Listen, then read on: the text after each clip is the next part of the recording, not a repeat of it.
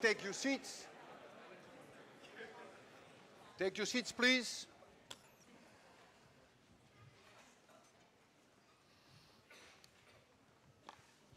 My lecture will be about 40 minutes, and after that, I will give anyone the opportunity to ask me questions for about 15 or 20 minutes. So the whole thing will be 1 hour. And it is after that hour that we will do book signing. You can buy the books there if you want to, and I'll sign them here.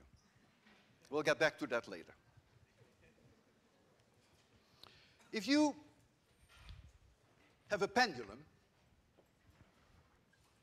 this is a pendulum, mass m, length L, then you can derive, which I do in class, but I won't bore you with that, you can derive how long it takes for the pendulum to make one complete oscillation. And we call that the period of the pendulum. And I derive in class that that period equals 2 pi times the square root of L over G. You already know what L is. If you don't know what pi is, you might as well leave right now. And G is what we call the gravitational acceleration, which is approximately the same everywhere on Earth, but it is very close in Boston to 9.80 meters per second per second. And you will say, well, that's weird, meters per second per second. What that means is that if you have an object and you drop it from a very large altitude, very high, a few hundred meters high, and I dropped it with 0 speed, after 1 second, it will have a speed of 9.8 meters per second. But after another second, it will add to that 9.8 meters per second, so it's twice that. And after 3 seconds, it's 3 seconds. So now you understand why it is meters per second. And so that's the meaning of G.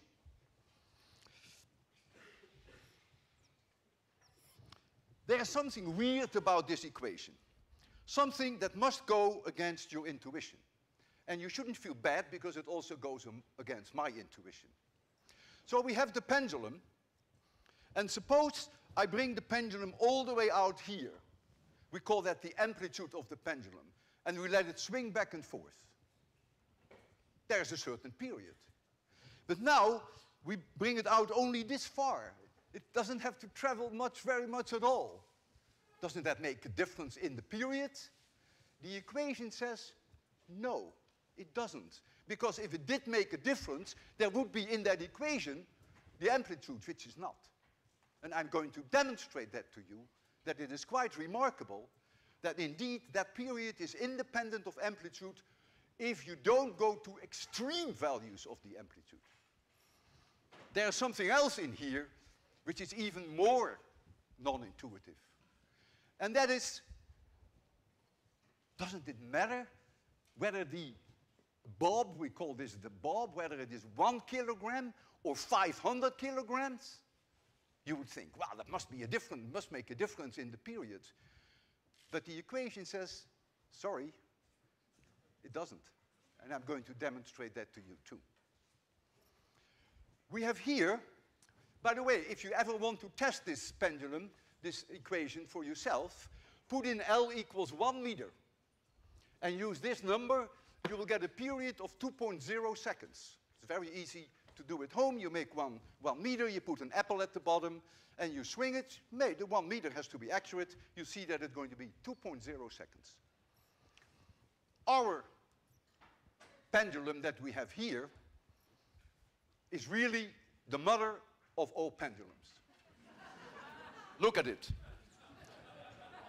15.5 kilograms, and the length of this pendulum is 5.21 meters. However, you must understand that it is very difficult to measure that to very high accuracy. And so there is an uncertainty in the measurement of the length that we have to be honest about, because we are physicists after all, and the uncertainty we estimate is about 5 centimeters. So we could be off by 5 centimeters. That means that is 1%, 5 centimeters is 1% out of 521. But since L only shows up as the square root, it means the uncertainty in the time that we predict is only 0.5%. And if you don't see the reason why the 1% becomes 0.5%, that's okay, then just forget about it. You take my word for it. So now, I can make a prediction. So I predict, using this equation, that's all I do. I put in 5.21, I put in 9.80, I multiply by 2 pi, and I make the prediction that the period of that pendulum is 4.58 plus or minus 0.02 seconds. Why the plus or minus 0.02? Well, that is the 0.5% uncertainty due to the square root of L. And you can immediately see that 2 is about 0.5% of 458. So my prediction can be no better than that. Now comes the problem. I have to measure the period to convince you that it is independent of amplitude and to convince you that it is independent of mass. So the biggest problem now is Walter Lewin himself, which is my reaction time. How accurately am I able to make that measurement? That has nothing to do with our lack of knowledge of the exact length. Now, the last time that I gave this lecture with the pendulum is 12 years ago. I was 63. And at that time, I told the class, my reaction time is 1/10 of a second. And it was. But now I'm 75. And so my reaction time is no longer 0.1 seconds.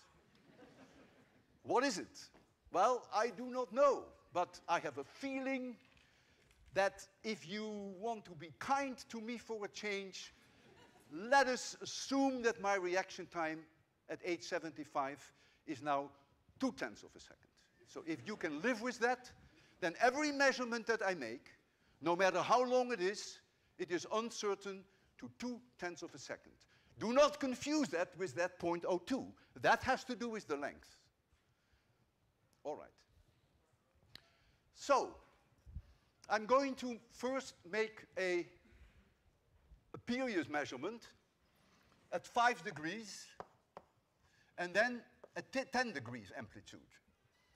And I'm going to measure 10 periods, not 1. Some of you may think, well, isn't that a waste of time to do 10 periods if you can get away with 1? You will very quickly see why it is 10. You will see that. So the 10t is then going to be some number plus or minus my own inability, which is my 0.2 seconds reaction time. I can't change that. And so then I do it at 10 degrees, and then we get again 10t. We get a number, and then we get again plus or minus 0.2 seconds. And I'm going to demonstrate to you that within the uncertainty of the measurements, that I get the same numbers in all 3 cases, within the uncertainty. So, if you're ready for that, you see here the timer, all of you can see, and here you see the pendulum, and I have 2 marks on the floor here. If I hold the bob here, then it is 5 degrees, this is 5 degrees, and when I hold the bob here, it is 10 degrees.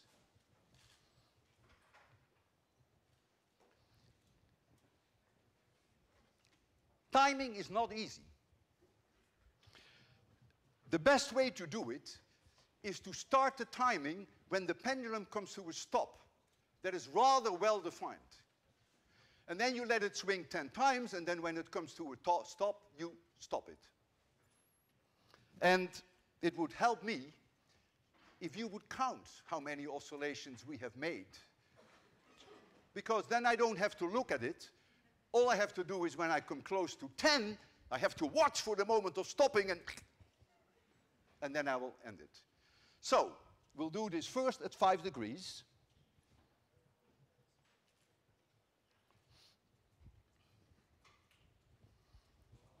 I'm going to start it when it comes here. Yeah!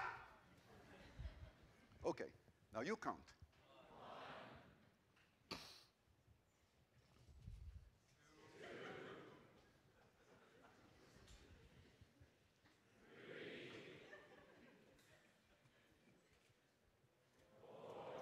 You're doing very well.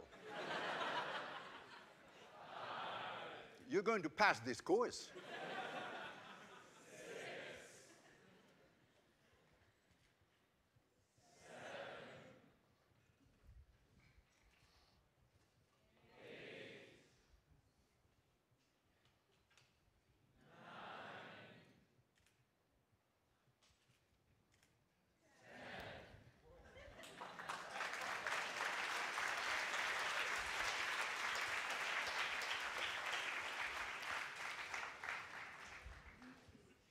45.7. So that becomes that t. That means this whole equation now has to be divided by 10. And now you will see why I measure 10 oscillations. So t is going to be 4.57 plus or minus 0.2 divided by 10. That is plus or minus 0.02 seconds. And you see, comfortably within the prediction. So maybe my reaction time is a little better than 0.2 of a second. Don't count on it because you haven't seen the rest yet. So, now 10 degrees.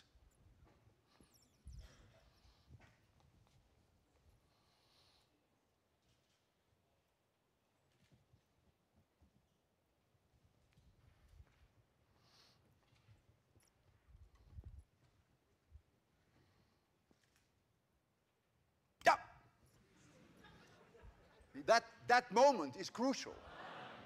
That moment is crucial. That's where you can lose 0.4 of a second, and then you look like an idiot in front of your students.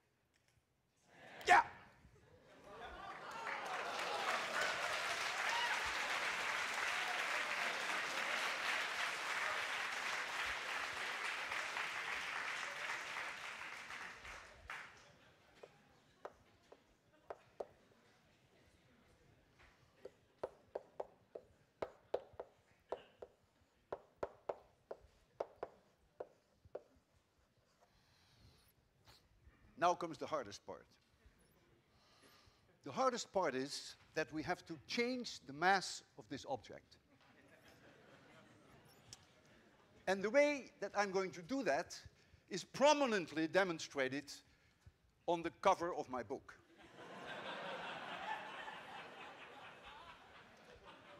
Yes, I'm going to hang on that pendulum.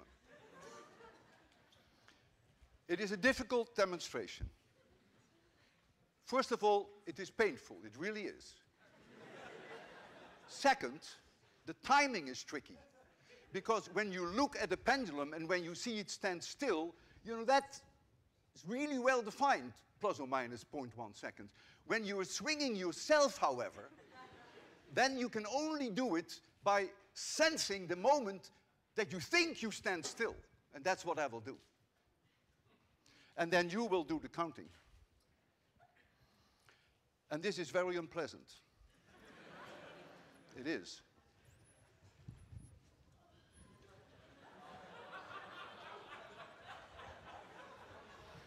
Oh, there's something else I haven't told you. If you're a good physicist, you will say, if you're going to sit on that bulb, then effectively you bring the mass of the bulb up, and so the length of the pendulum will shorten, and so you get a shorter period. And I know that too. Therefore, I will have to stretch my body so that when it is here, that it is almost completely parallel to the floor. If I don't do that, I will not be able to convince you that the period is independent of the mass. And that makes it very difficult for me.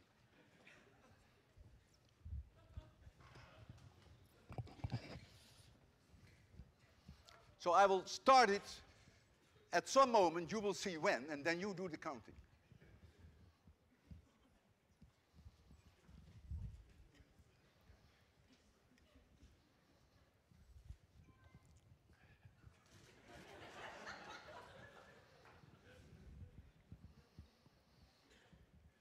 Are you ready? Okay. Yeah! You count.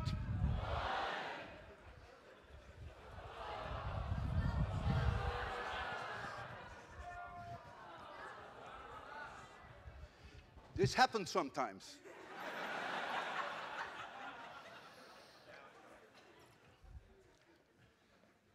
And in fact, nobody knows why. Have to start all over. I did not stop it, I really didn't. Oh, it's still counting? Okay, I have enough energy to give it one more attempt, but not to give it two more attempts. Okay. You ready? Okay.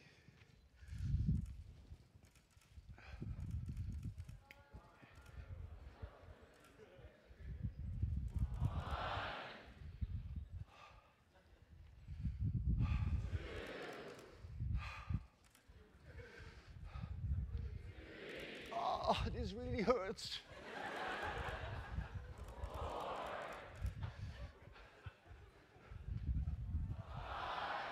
Can't you count a little faster?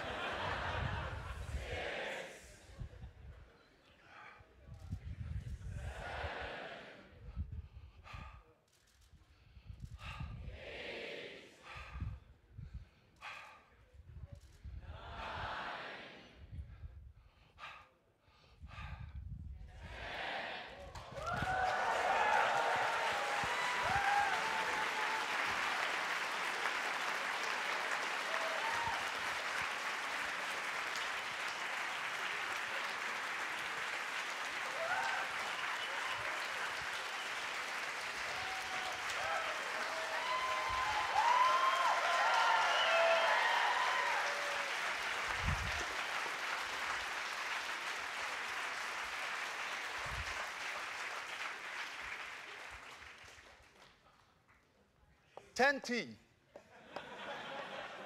with Walter Lewin. What is it? 45.9 plus or minus 0.2. Period is 4.59 plus or minus 0.02. I told you, physics works.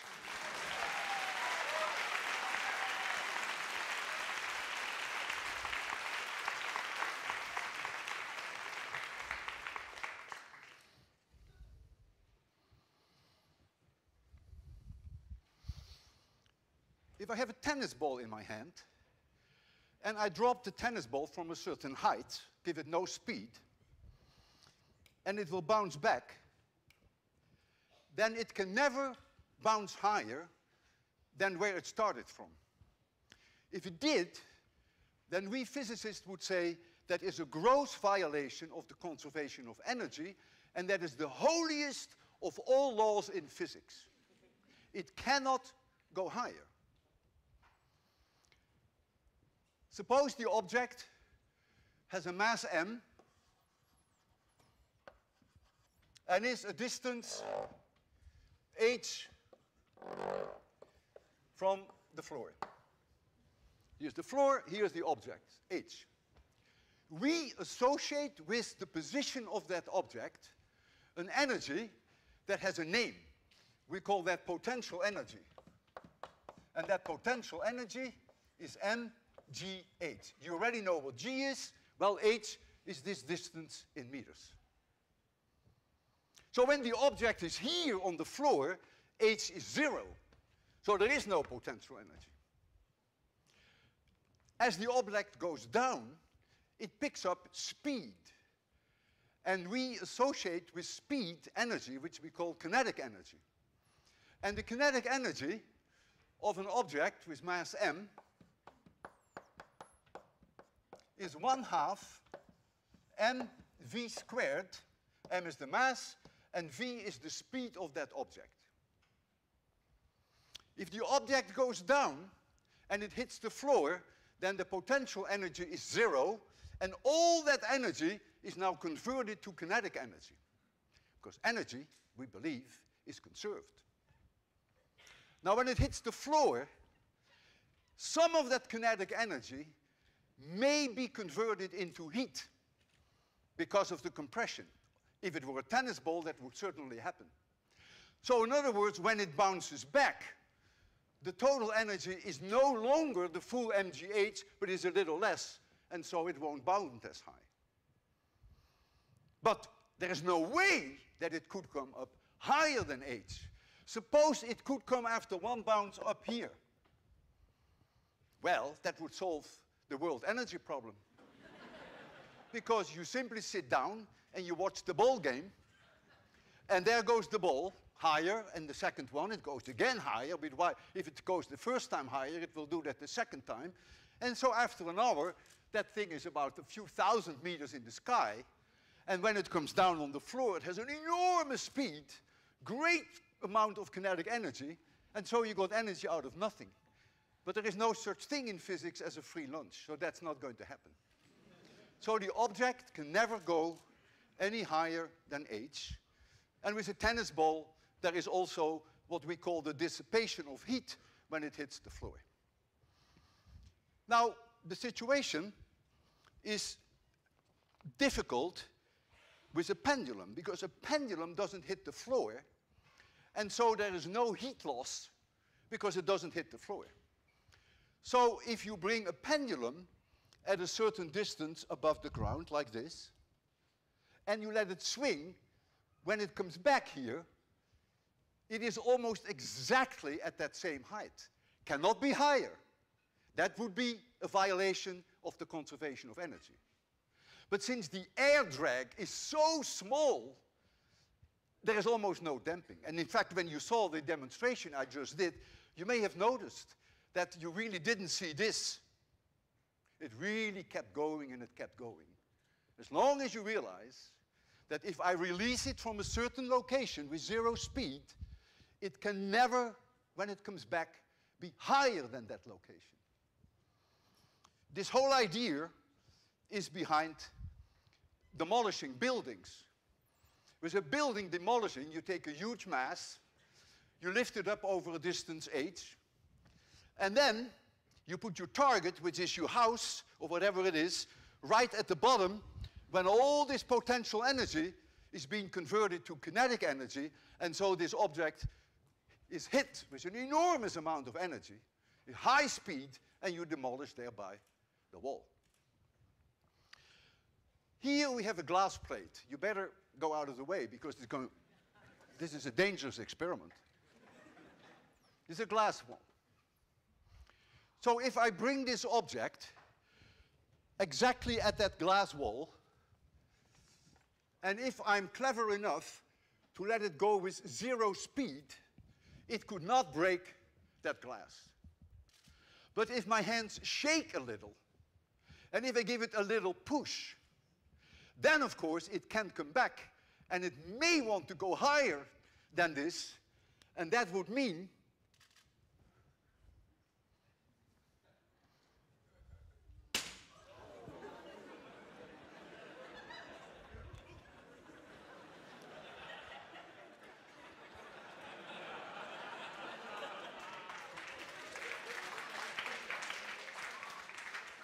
I know you guys. Students love it when the glass breaks. That's why they pay such a high tuition at MIT.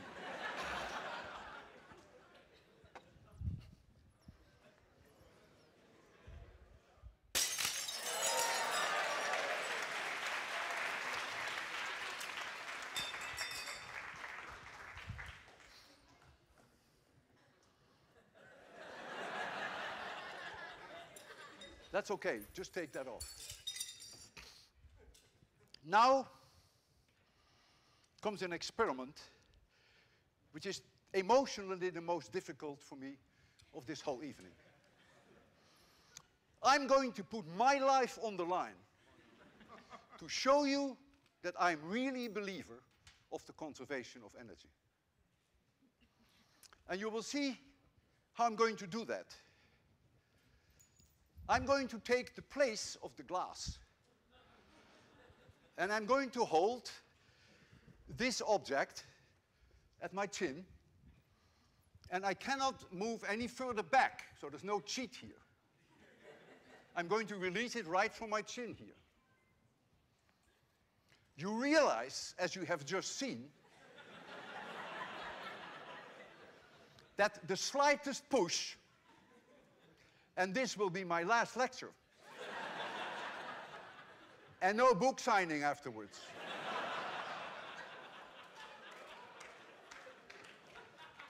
So I need your collaboration. When I count down from 3 to 0, no noise, no coughing, and I would even appreciate it if for those 3 seconds you would not even breathe. And I have to tell you something.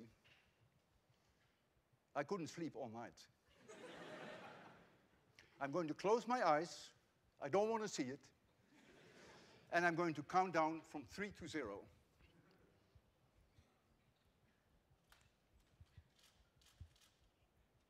3, 2, 1, 0.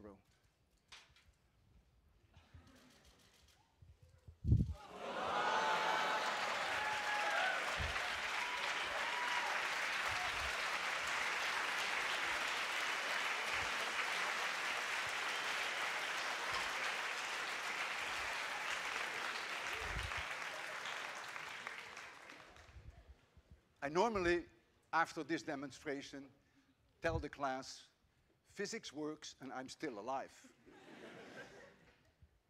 And when an article was written about me in the New York Times a few years ago, on the second page of the New York Times is the wisdom of the day. And the wisdom of the day was, physics works and I'm still alive.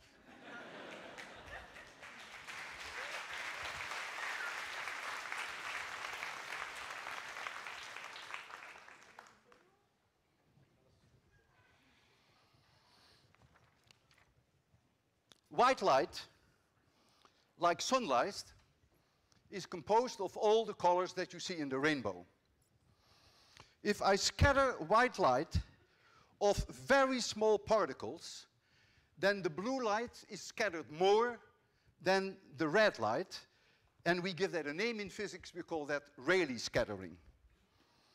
Rayleigh scattering only happens when the particles of which the white light scatters is smaller than 1/10 of a micron. That means 1,000 times smaller than the thickness of your hair. So it has to be very, very small. If the particles are as large as 1/2 micron, then there is no longer Rayleigh scattering. There is no preferred scattering for the blue light. All colors scatter equally, and so white light scattered of particles that are 1/2 micron or larger remains white. The dependence of the power of scattering, so I'll give that P, the power, is proportional when we have Rayleigh scattering. This is the only equation that may bother you, to 1 over lambda to the 4th, and lambda is the wavelength of light. And I will not bother you to tell you what the wavelength of light is. That may confuse you. But I will tell you that blue light has a wavelength which is about 1.5 times lower than red light. And so if you take 1.5 to the power 4, 1.5 to the power 4, you get 5. And that means in Rayleigh scattering, blue light has a 5 times higher probability to scatter than red light. And I'm going to demonstrate that to you in two complete different ways. The first way that I'm going to do that is to make it completely dark in the lecture hall and have light going straight up here.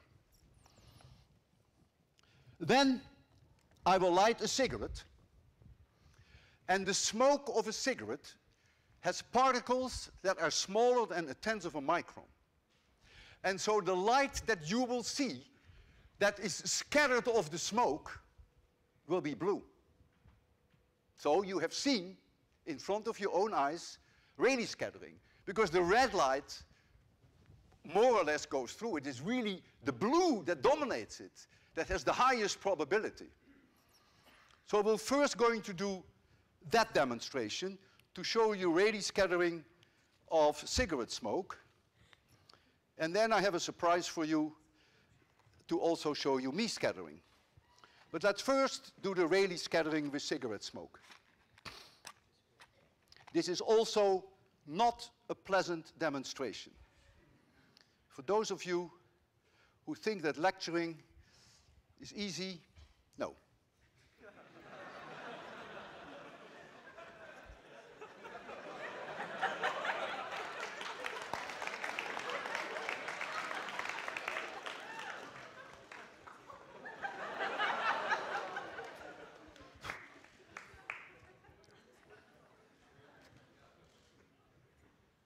Okay?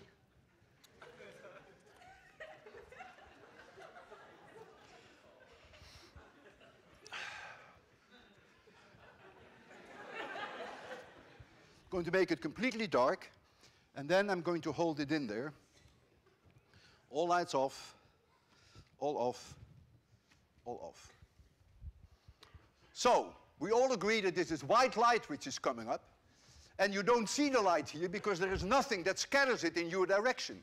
So you don't see light here, but now look.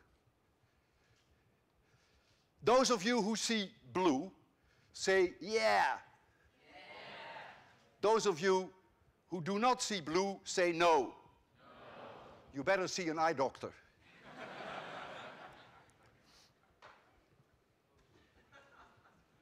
Now comes the hardest part. If I inhale the smoke and I leave it in my lungs for a minute, there is water vapor in my lungs, and this water vapor will precipitate onto these very small smoke particles. And so the smoke particles will grow. They will become small water drops, larger than 0.5 microns.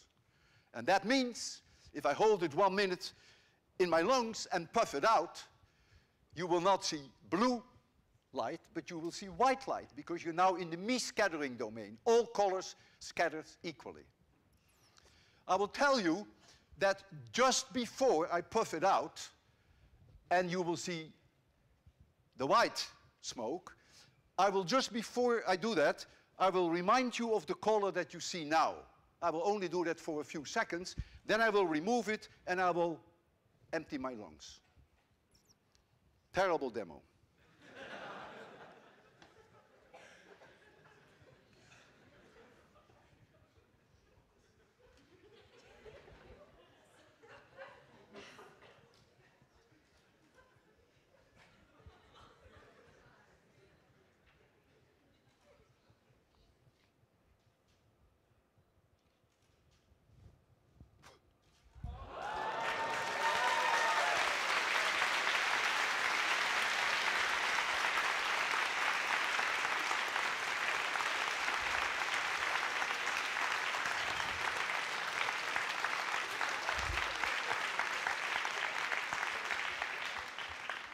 Who saw the white light, just say yes. Yes. If any one of you has the courage to say no, who did not see white light? Thank you.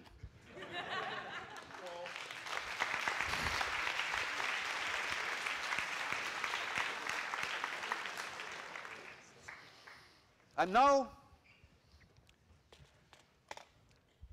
going to explain to you, in fact, you could probably guess that, why the sky is blue and why clouds are white.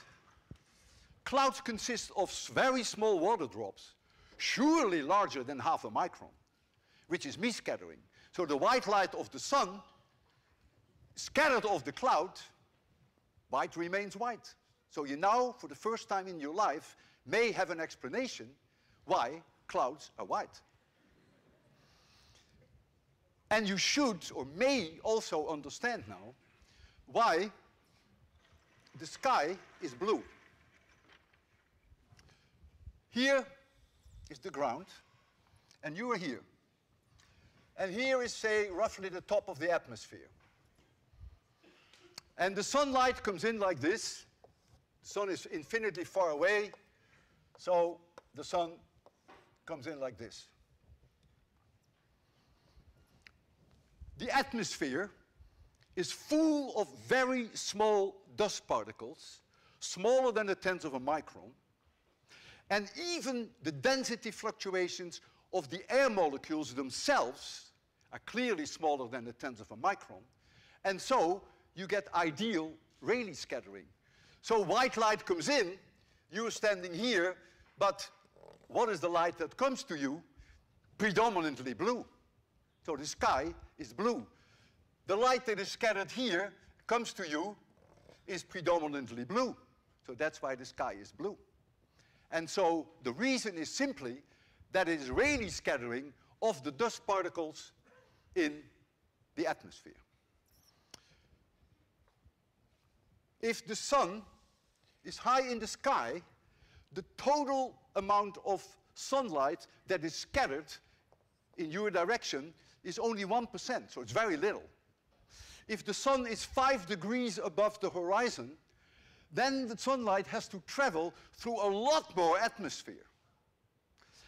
And so I take here a situation which is extreme when we have sunrise or sunset. So the sun is there, and the light comes from this side, and you are standing here. This is not to scale. This layer of atmosphere is now so enormously large that more than 99% of all the sunlight on the way to you is scattered away. So what is scattered away? The blue is gone. But if you look at 1 over lambda to the 4th, the green is gone. All colors are gone. There's only one color which has the largest wavelengths, which, by the way, is 650 nanometers. I wasn't supposed to tell you, but I decided. So the only light that makes it through you is red. And so that is the reason why the sun looks red, and there is a cloud here in the sky, and that cloud sees light where all the low, small wavelengths have been scattered out, and so this side of the cloud is also red. You can now understand that the more pollution there is in the air, the more beautiful sunsets are. And it is well known that after volcanic eruptions, the sunsets and the sunrises are truly fantastic. It's also the moon that is red when it comes up. And even the stars and the planets, you may never have noticed it because it's not an overwhelming thing. It is the sun that is the overwhelming thing that makes the entire sky red.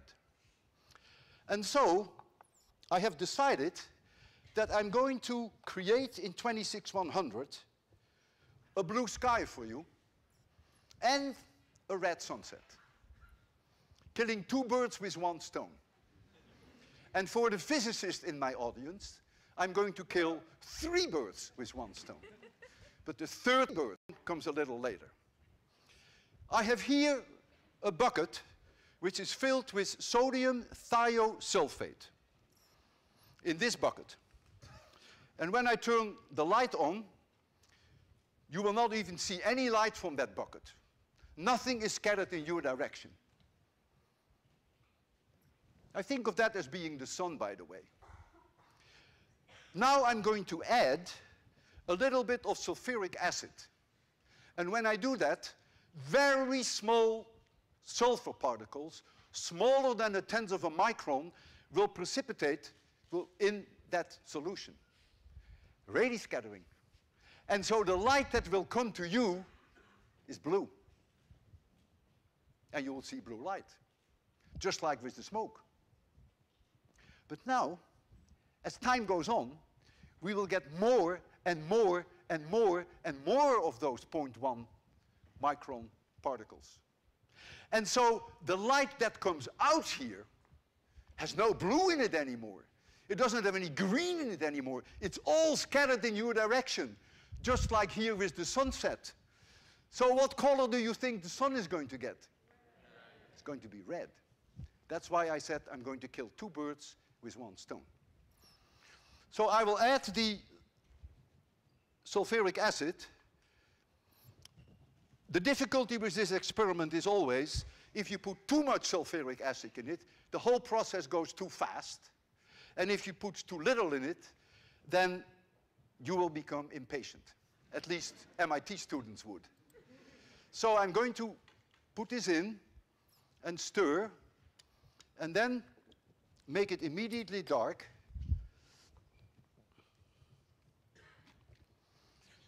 And I want you to look at the sky, which is here is the sky. If you sit all the way there, you don't see it so well. But look, how much did you pay for this? These people have a better view. So just keep looking. For me, it's already beginning to turn a little bluish. We'll just give it a little bit more time. The sun looks just white, light, as it was before.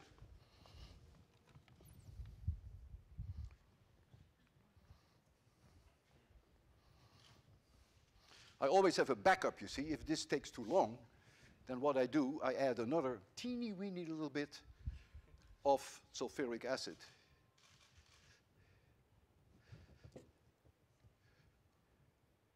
To speed up the process a little.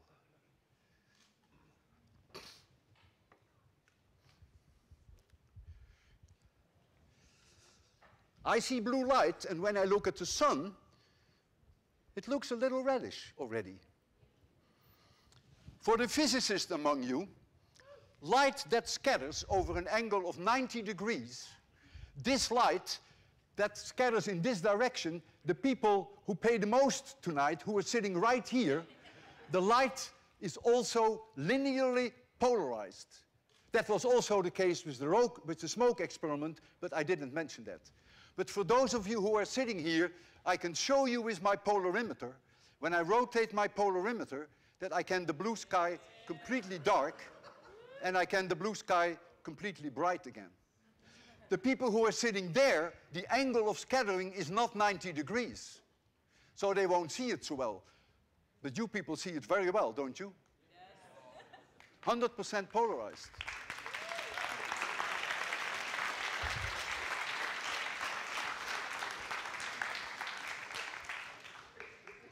Look at that sun. Let's face it, isn't this incredibly romantic? In 26,100, the center of MIT, you are seeing in the lecture hall a red sunset. And in fact, the sun is so red now that I think the sunset is very close.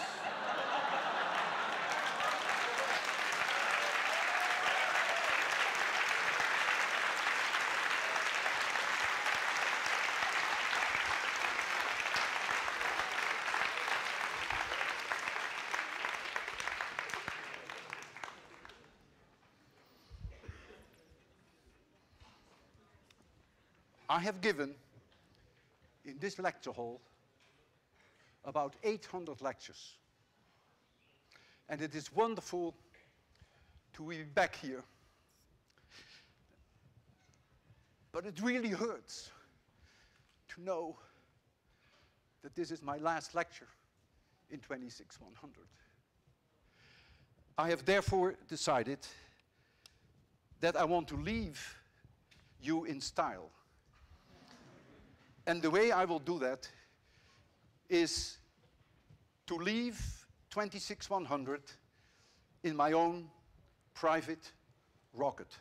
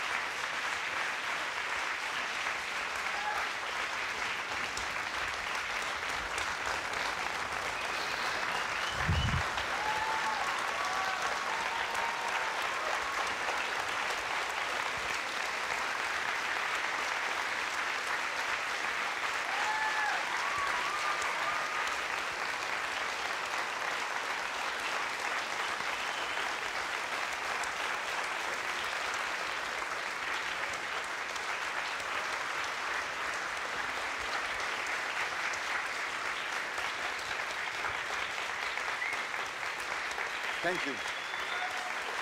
Thank you.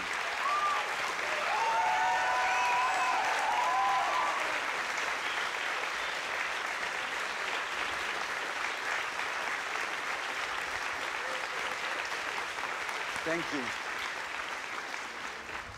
So now we have about 15 minutes left for questions. And if you have a question, raise your hand, then Claire will come to you with the microphone, and then I hope we can communicate that way. You phrase the question and I will try to give the answer. So who wants to go first? There's a person there. Yes, we see your hand here. You'll come next. Thank you for a beautiful lecture. I'm tempted to ask you what pi is. It's not so easy for me to understand you. Thank you for a beautiful lecture. I'm tempted to ask you what pi is, but I think I better ask instead. Well, have you ever gone to a Thanksgiving dinner?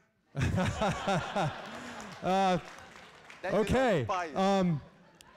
Are you familiar with the alleged phenomenon of a green flash at sunset? And the answer is yes. Can you explain that, please? I've seen it many times. The explanation is not as simple as you may think. I would suggest, and I mean that seriously, since a short answer is not possible, that you look it up on the web. It's well described. I have seen it many times in Austria, in the mountains, that indeed the last fraction of setting of the sun, that you may, but not always, see a green flash. And if you ever want to see it, you have to be with two people. One person has to be standing next to you, and you should not look at the sun.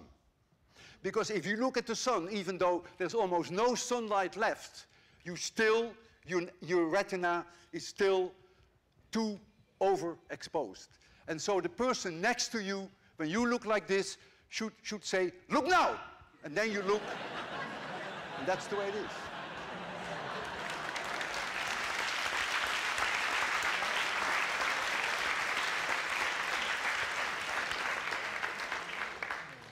There's a question right here. Why don't we take that first? And then there's a woman over there. And this gentleman, oh, also, yeah. Well, I just want to thank you for the lecture. And I was wondering, as a youngster, I read a book which told me to stare at the sun, then I can change things by staring at things. Now, what I did was, I used to stare at sun at sunset. You stared at the sun? At sunset. At sunset. For a few Not a very good idea. You have to be very careful. I found out the hard way. And so you damaged your eyes and you asked for it. Okay. I got it. But the key thing was that after that I was supposed to stay at a white wall, which I did. But I saw a red, I know exactly what you saw. Spot moving around wherever I might. Probably the spot was not red but green. It's a well-known phenomenon. So you have indeed done something to your retina, and that is the message that is sent to your brains, then tell you the green after effect. It's a very well-known effect. You don't even have to look to the sun. You can even do it with a light like that and stare in that light for some time, and then all of a sudden look at the white wall and you see a different color. It's a very interesting thing. And physics cannot explain that. But you see, this is neurology. And so it's not our responsibility to explain it.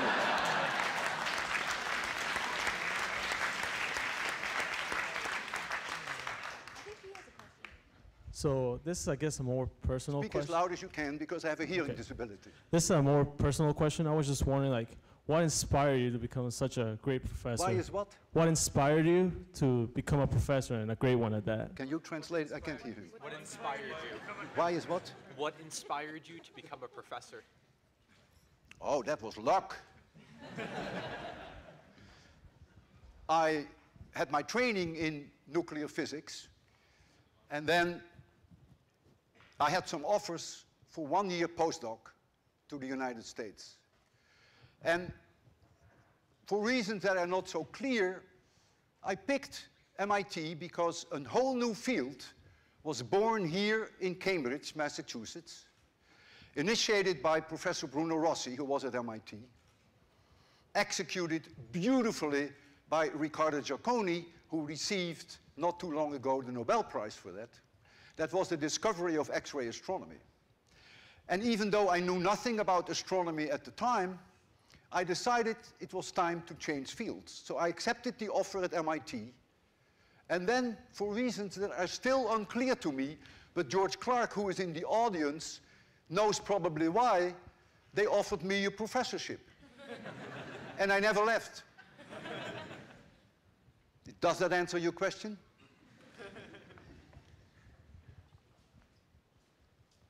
Yeah, you need the microphone here. Oh, we have 10 more minutes, so we can handle quite a few questions. So I sat in on your lectures here, I think about 20 years ago, and I'd forgotten that one thing that I learned from you was how to draw dotted lines on chalkboards.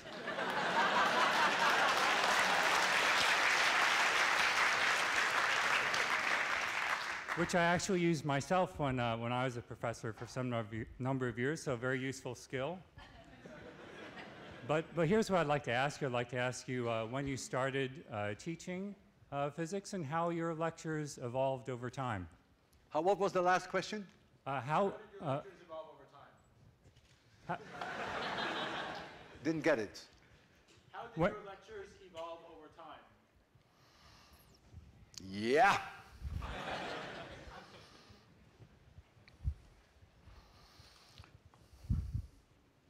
I think I was always eccentric.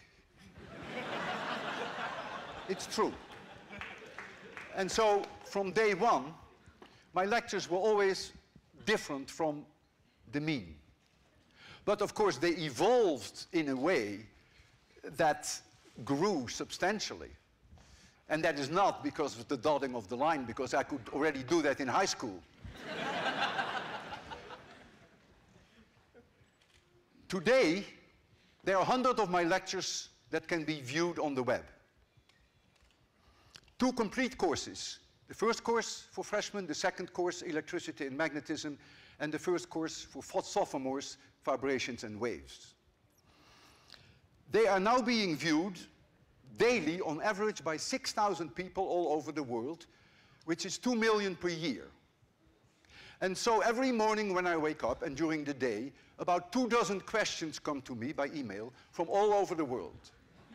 Many ask questions, and I answer every single email. But it is amazing that many physics professors want to know how I make those dotted lines. True.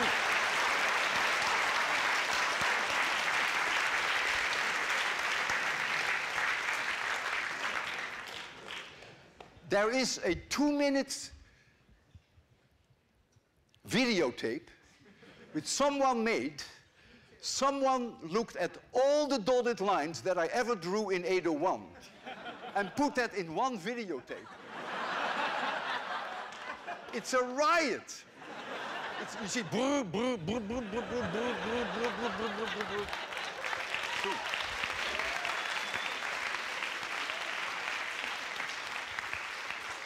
Okay, we have time for a few more questions. Yeah, Anna. Anna, please use the microphone, although I'm so close to you that I can probably understand you. Anna is my Facebook friend. I have an art quiz on Facebook twice a week. And then my Facebook friends who can answer the questions are always mentioned every day that they have the answer right. Anna is at or near the top. She almost always has it right. And she sometimes writes me email and she says, Walter, I've worked 8 hours on this one. I really have to give up. I don't have more time. Go ahead. What is your favorite lecture of all the lectures that you've given? Like how you do I don't have a favorite one. No, I really don't. I love all the subjects, 801 or 802 or 803. No, I really cannot say I have a favorite. If you ask me my favorite artist, we can talk about that. But we do that on Facebook.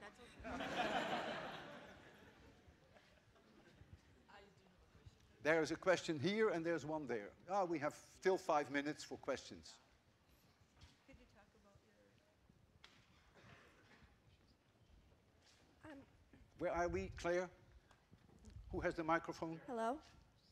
Do I need to turn this on? It's on.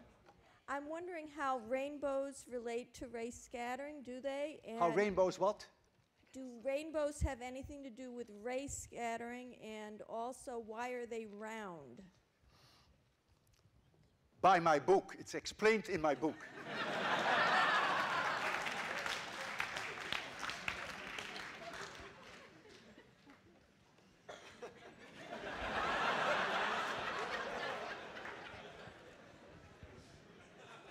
Hi. How do you prepare your lectures? How many time do you take to prepare? It's a very good question. And if I tell you how I prepare them, then my colleagues at MIT are going to hate me. On average, the preparation for one lecture is about 40 to 60 hours. Wow. I dry run the lecture in an empty classroom with everything on the blackboard that I'm going to write on the blackboard, pretending that there is a full class in front of me, but there is no one. And I talk to them as if there is one.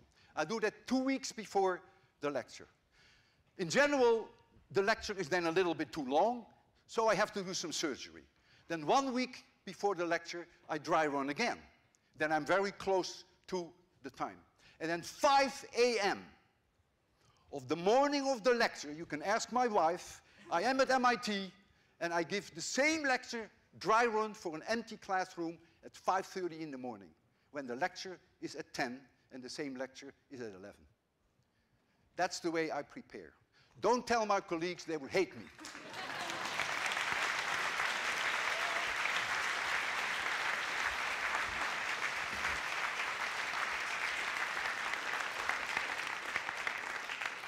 By the way, I made an exception for this lecture. I dry run this lecture 6 times.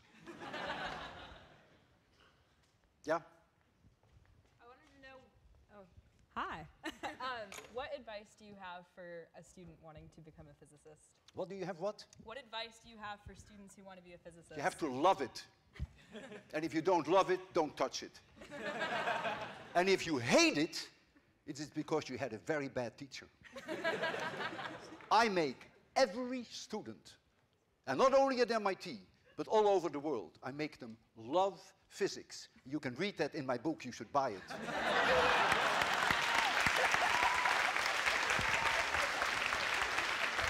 One more question. Okay, one more question. Yeah, this gentleman here. What do you do for fun besides give lectures? Art history. It's my love. Physics is my life. Art history is my love. Thank you.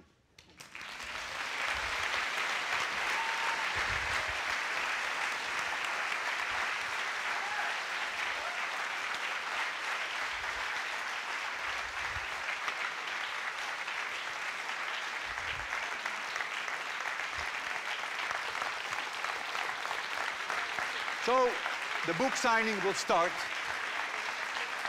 You can buy books. You can buy books in the hall, and you can come down. Now, I have one request. Put in the book a piece of paper and write down with very clear letters to whom I address that book. So if it is for your daughter, and her daughter is Emily, you write for Emily, even though your name may be Peter. I will write in the book for Emily and sign Walter Lewin. If you don't put in a piece of paper, it's going to take so long. A few days ago, I had a book signing, and I didn't ask them for a piece of paper. So here comes someone from Turkey to me, and I said, what is your name? And he said, my name is Atakçia. And then I said, how do you spell that? He says, oh, that's very easy. It's A-T-I-T-T-T-A. And then I said, well, it would be better, wouldn't it, if you write it on a piece of paper? And I couldn't even read it. So please write very carefully the name to whom I should address the book.